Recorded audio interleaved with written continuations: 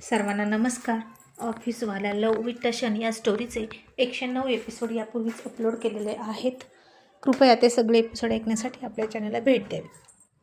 आता सगळे लोणावळ्यामध्ये एन्जॉय करत होते.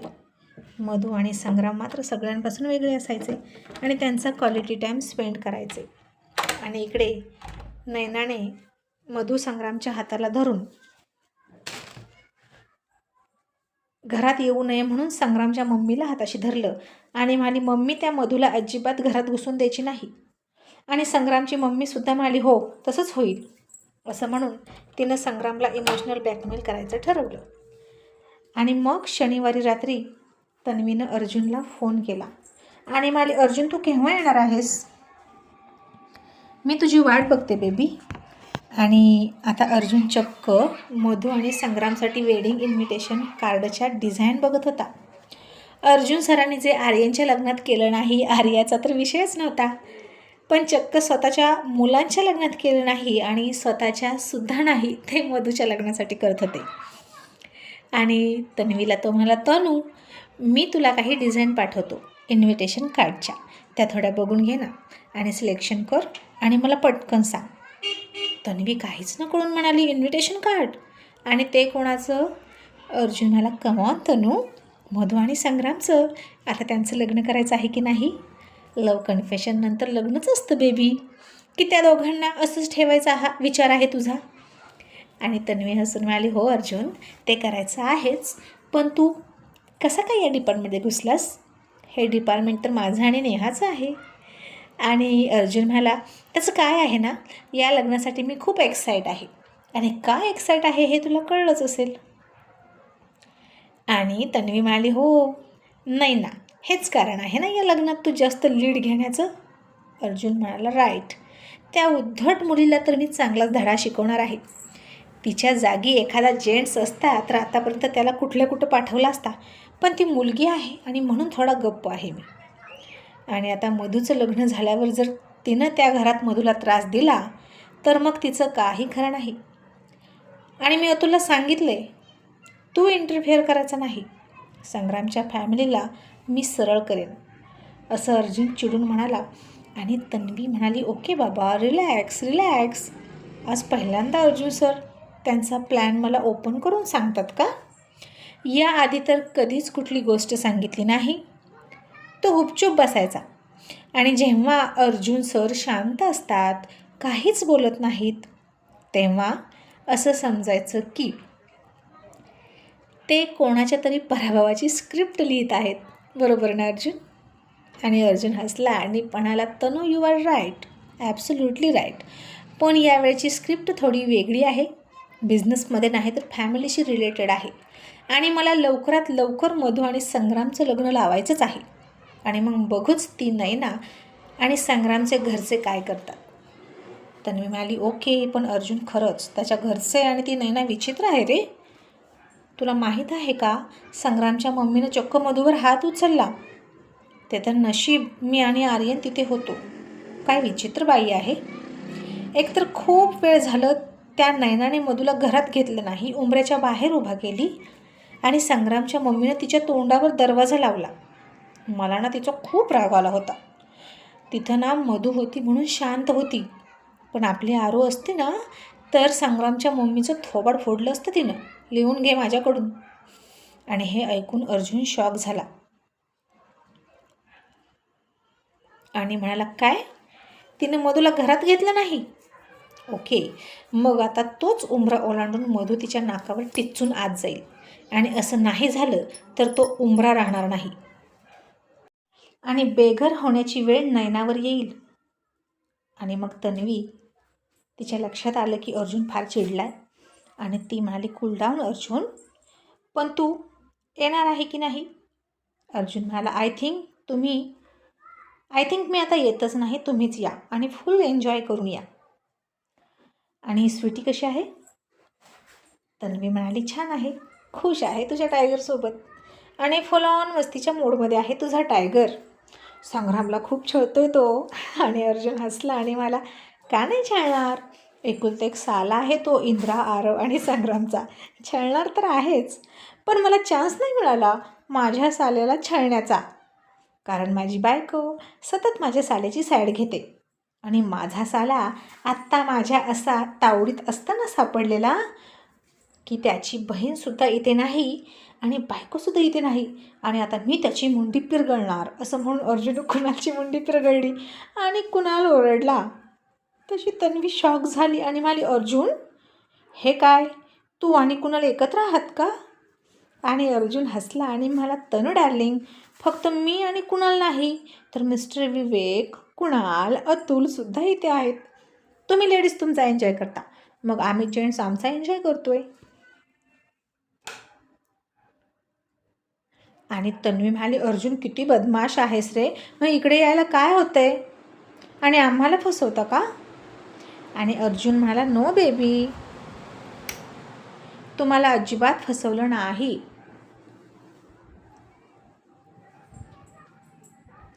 आम्ही ऑफिस सांभाळून थकलोय दिवसभर आणि मग आम्ही आमचा क्वालिटी टाईम इथेच स्पेंड करतोय. त्यात इतकं दचकायचं काय गरज आहे? आणि आणि तन्वी म्हणाली, हो तू ते कर, फुल एन्जॉय कर, पण अर्जुन कुणाला काही करू नकोस, नाहीतर बघच मी तिथे आल्यावर तुला सोडणार नाही. आणि अर्जुन म्हणाला, ते बघूच आपण, बट नाव धिस टाईम मी याला सोडणार नाही. असं म्हणून अर्जुन एक छोटासा पंच कुणालच्या पोटात टाकला आणि कुणाल ओरडला, oh my God, Arjun shut up यार. तशी तन्वी इकडे काळजीत पडली आणि म्हणाली, अर्जुन मी तुला शेवटचं सांगते बरं का. आणि अर्जुन म्हणाला, okay baby, good night. Tanvi म्हणाली, अर्जुन कुणाला काहीच करू नको, माझं ऐक, त्याला ते सहन होणार नाही. आणि अर्जुन सर तिचं ऐकून न घेता स्वतःचं घोडं नदीवर नेत म्हणाले, okay baby, I love you so much. आणि आता तन्वी इकडं पुन्हा वैतागली. अर्जुन तिचं काही ऐकूनच घेत नव्हता आणि म्हणाले, अर्जुन तुला ऐकू येत नाही का मी काय म्हणते, तू भलतंच काहीतरी बोलतोस. आणि अर्जुन सर मुद्दाम म्हणाले, आय मिस यू जानू, मुआ, असं करून तिला किस दिला आणि बाय बाय करून फोन ठेवला. आणि इकडं तन्वी अर्जुन अर्जुन म्हणून थकली आणि आता तिनंही फोन ठेवला आणि डोक्यावर हात मारून घेतला आणि तोंडातून हवा बाहेर ढकलली आणि म्हणाली, ओफ, काय करू मी याचं. इतक्यात नेहा पळतच आली आणि म्हणाली, तन्वी मॅडम, अहो हे सगळे आता इकडे येणार नाहीत, ते सुद्धा तिकडे एकत्र आहेत मुंबईमध्ये. आताच अतुलसोबत बोलले मी. आणि तन्वी म्हणाली, माहीत आहे, आत्ताच फोन झाला अर्जुनसोबत आणि तो कुणाला खूप त्रास देतोय. रिया, आता मी काय करू तुझ्या भावाचं, याला ना आजोबा झालाय तरी मस्ती सुचते. रिया, मी सोडणार नाही त्याला तिकडे गेल्यानंतर. आणि रिया नुसती हसली आणि म्हणाली, दीदी काय नाही करणार दादा कुणाला, तो फक्त बोलतो. आणि तन्वी म्हणाली, तसं असेल तर ठीकच आहे, नाहीतर तुझ्या भावाचं काही खरं नाही, एवढं लक्षात ठेव. आणि आता इकडे अतुलचा फोन वाजला आणि अतुल अर्जुनला फोन दाखवत म्हणाला, अर्जुन सर, सकाळपासून हा 27वा कॉल आहे मिस्टर दळवीचा. आणि अर्जुन म्हणाला, काय, आणि तू केव्हापासून कॉलवर बोलायला लागलास, फक्त मेल ॲक्सेप्ट करायचे, कॉलिंग फक्त फॅमिलीसाठी ठेवायचं. अतुल म्हणाला, सर माझा पर्सनल आय डी त्याच्याकडे कसा असेल, ते तर आपल्या कंपनीच्या आय डीवरून, तो आपल्या त्याच्या कंपनीच्या आय डीवरून बोलत होता. आणि अर्जुन म्हणाला, मग तुझा नंबर त्याच्याकडे कसा गेला. अतुल म्हणाला, मधूमुळे झाली होती 1-2 वेळा भेट म्हणून नंबर गेला असेल, पण काय करू याचं. अर्जुन म्हणाला, तुला तुझ्या मोबाईलची रिंगटोन ऐकत बसावंसं वाटतं का, तसं असेल तर फोन वाजू दे आणि ऐकून ऐकून कंटाळा आला असेल तर ब्लॉक करून टाक. त्याची ही हिंमत, त्यानं चक्क इंद्राला धमकी द्यावी. इंद्रजीत आहे तो, उद्याचा बिझनेसमधला उगवता तारा, हे त्याला माहीत नाही का, किंवा त्याला नजरच नाही माणसं ओळखण्याची. आणि आता बघ अतुल, इंद्रानं अशी ग्रीप घेतली आहे ना की आता तो मागे हटणार नाही आणि तोही जगाला दाखवून देईल की तो कोणाचा जावई आहे. आणि विवेक म्हणाला, अगदी बरोबर अर्जुन सर. लोकांना वाटत असेल अर्जुन सरांनी त्यांच्या मुलीचं लग्न इतक्या कमी स्टेटस असलेल्या मिडल क्लास फॅमिलीतील मुलासोबत का केलं, पण तुमची नजर ती तुमचीच नजर. अगदी कोळशातून सुद्धा हिरा शोधावा तो तुम्हीच. अँड थँक्यू सो मच मला माझा जावई शोधून दिल्याबद्दल. आज रोज न्यूजपेपरमध्ये आपले येत नाहीत तितक्या बातम्या ऋषीच्या असतात आणि अभिमानानं ऊर भरून येतो. आणि खरंच ऋषी इज व्हेरी ब्रेव मॅन. आणि अर्जुन म्हणाला, अरे बापरे, मी तर विसरलोच होतो. कुठे आहेत IPS ऑफिसर? आणि विवेक हसून म्हणाला, साऊथला आहेत आणि काही दिवसात परत येणार आहेत. आणि खरं सांगू तर परी खूप खुश आहे त्याच्यासोबत. आणि एका बापाला आणखीन काय हवं असतं यापेक्षा जास्त. आणि अतुल म्हणाला, मग आता कळतंय का तुम्हाला? मी तर खूप नशिबवान आहे, मला 2 मुली आहेत. आणि अर्जुननं अतुलच्या डोक्यात टपली मारली. आणि अतुलने नुकताच त्याच्या ग्लासमध्ये पूर्ण ग्लास भरून ड्रिंक ओतून घेतली होती. आणि अर्जुनने अतुलच्या हातातून ग्लास ओढून घेतला आणि त्याच्यातला अर्धा ग्लास स्वतःच्या ग्लासमध्ये ओतून घेतला. आणि मला, Atul, you are not lucky, कारण तुझं हे पूर्ण प्याला भरलेलं सुख आहे ना, ते आता अर्धं माझ्याकडे आलं. आणि काहीच न समजून अतुल म्हणाला, म्हणजे सर, तुम्ही माझी ड्रिंक ओतून घेतली, यात कसलं सुख? आणि अर्जुन नेहमीसारखा रहस्यमय हसला आणि म्हणाला, तुला नाही कळणार. आणि अतुल म्हणाला, नाही नाही, मला सांगा काय आहे ते, नाहीतर मी तुम्हाला पिऊ देणार नाही. आणि अर्जुन अतुलकडे बघून म्हणाला, आता तू माझा द अर्जुनचा ग्लास घेशील का, तेही हिसकावून? आणि अतुल जागेवरून उठला आणि दात अवट खात मला, तेरी माँ की तो, माझ्याशिवाय तुझा ग्लास कोणीच घेऊ शकत नाही, असं म्हणून त्यानं अर्जुनचा ग्लास खरंच ओढून घेतला आणि म्हणाला, आत्ता बोल, पटकन बोल, तुझ्या डोक्यात काय आहे? आणि अर्जुन म्हणाला, अरे यार अतुल, तुला माहीत आहे ना मी तुझं काहीच करू शकत नाही, म्हणून असं करतोस ना? अतुल म्हणाला, कम टू द पॉईंट, विषयांतर नको. आणि अर्जुन म्हणाला, अरे तुझं अर्ध सुख घेणार आहे, म्हणजेच मी मधूचं कन्यादान करणार आहे आणि तिचं लग्न मी लावून देणार आहे. मला एकाही मुलीचं कन्यादान करायला मिळणार नाही का? माझ्या प्रिन्सेसचं लग्न कसं झालं तुला माहीतच आहे, मग मी काय करू? तुला 2 सुख देणार नाही मी. आणि अतुल आता हसला आणि त्यानं अर्जुनचा ग्लास परत दिला आणि म्हणाला, बेशक सर, मुलगी तुमचीच आहे.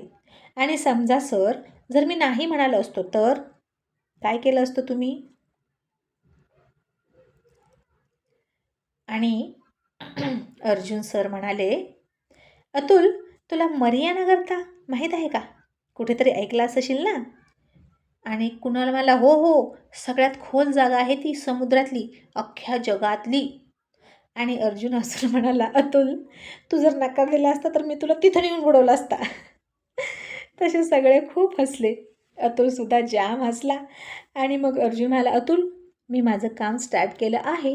आजच इन्व्हिटेशन कार्ड सिलेक्ट केले आहेत, तनुकडे पाठवले आहेत सिलेक्शनसाठी. आणि अतुल लाडात येऊन म्हणाला, मग सर मला दाखवा ना. आणि अर्जुन म्हणाला, नो बॉस, सॉरी, जेव्हा तुमच्याकडे इन्व्हिटेशन येईल तेव्हाच बघा आणि लग्नाला या. आणि अतुल म्हणाला, सर, आता तुम्ही मला माझ्याच मुलीच्या लग्नाचं इन्व्हिटेशन देणार का? आणि अर्जुन म्हणाला, येस बेटा अतुल, आणि मी लग्नाची डेटसुद्धा फिक्स केली आहे आणि फक्त 13 दिवसांवर लग्न आहे. समजलं?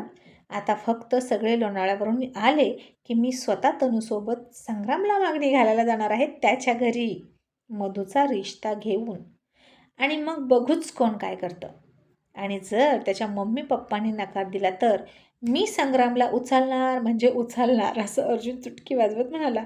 आणि अतुलनं डोक्यावर हात मारला आणि म्हणाला, मग मी यात पडणारच नाही. सर, तुम्हाला काय करायचं ते करा, मुलगीही तुमची आणि जावईसुद्धा तुमचा. मग आता सगळ्यांनी ड्रिंक केली, खाल्लं पिल्लं आणि आपल्या आपल्या घरी जाऊन झोपले. मग आता संडे आला. आर्यानं मात्र इंद्राला उचललंच आणि लोणावळ्याला गेलीच आणि सगळ्यांना सरप्राईज दिलं, कारण तिलाही इतकं काम असतं, इतकं प्रेशर असतं आणि रिलॅक्स व्हायचंच होतं. आणि खरंच इंद्रा आणि आर्या तिथं जाऊन दोघेही एका दिवसासाठी गेले, पण फ्रेश झाले आणि पुन्हा संध्याकाळी सगळेच परत आले दिवसभर मस्ती करून. मग नयनानं जितेंद्रकडे पैसे मागितले सकाळी आणि जितेंद्रने पैसे दिलेच नाहीत. मला तुझा खर्च परवडत नाही म्हणाला. आणि जितेंद्र पैसे देत नाही म्हणून त्याच्याशी भांडण केलं आणि तिच्या डॅडीकडे गेली. आणि तिची मम्मी म्हणाली, नयना, असं का करतेस तू? तुला आमच्याकडून पैसे मिळणार नाहीत. तू तुझ्या नवऱ्याकडेच पैसे माग आणि त्याच्याशी आधी नीट बोल, म्हणजे तो तुला पैसे देईल. आणि नैना म्हणाली, मम्मी तो मला पैसे देत नाही आणि मी त्याच्याकडे भीक मागणार नाही. डॅडी तुम्हाला आवडेल का मी त्याच्याकडे भीक मागितलेली? आणि मिस्टर दळवीला सुद्धा जितेंद्रचा राग होताच आणि ते म्हणाले, नाही, त्याला भीक मागण्याची गरज नाही. आणि त्यानं नैनाला पैसे दिले. आणि नैना मम्मीच्या पुढून तोऱ्यातच निघून गेली. आणि नैनाची मम्मी दळवीला म्हणाली, तुझे डोळे कधी उघडते? अरे तिचा लाड बंद कर, त्याशिवाय नीट वागणार नाही तिकडे. की तुला तुझी मुलगी माहेरी ठेवायची आहे? आणि मिस्टर दळवी म्हणाले, हे बघ, हे घर तिचंही तितकंच आहे जितकं आपल्या मुलाचं आहे. इतक्यात त्यांचा मुलगाही आला आणि तो म्हणाला, डॅडी पण मी काय म्हणतो, मम्मीचं थोडं ऐका ना, म्हणजे नैनादीमध्ये थोडे गुड मॅनर्स येतील. आणि दळवी म्हणाले, बेटा लहानपणापासून तिला लाडात वाढवली रे, आता तिला थोडं जरी कष्ट पडलं ना तर मला त्रास होतो. मी काय करू सांग? ती माझी कमजोरी आहे असं समज. मिस्टर दळवीने बायकोला सुद्धा समजावलं गोड भाषेत आणि म्हणाले, असू दे, आपल्याला जास्त मुली नाहीत, एकच आहे. आणि आता मिस्टर दळवीची बायको म्हणाली, नाही, मग काहीच उपयोग नाही जोपर्यंत तू तिचा लाड करतोस. आणि ज्या दिवशी तू तिला सुनावशील ना तेव्हा ती ताळ्यावर येईल, तोपर्यंत ती कोणाचंच ऐकणार नाही. मग अष्टा मिस्टर दळवी तर थकले होते अतुलसोबत, इंद्रासोबत मीटिंग करण्यासाठी प्रयत्न करून. आणि अतुल बिचारा हळव्या मनाचा म्हणाला, अर्जुन सर प्लीज एकदा बोला त्याच्याशी. सर भगीरथ प्रयत्न करणं नाही, इतके प्रयत्न केले हो त्यानं, प्लीज सर माझ्यासाठी फक्त. आणि अर्जुन सर म्हणाले, ओके, पण मी त्याला भेटणार नाही.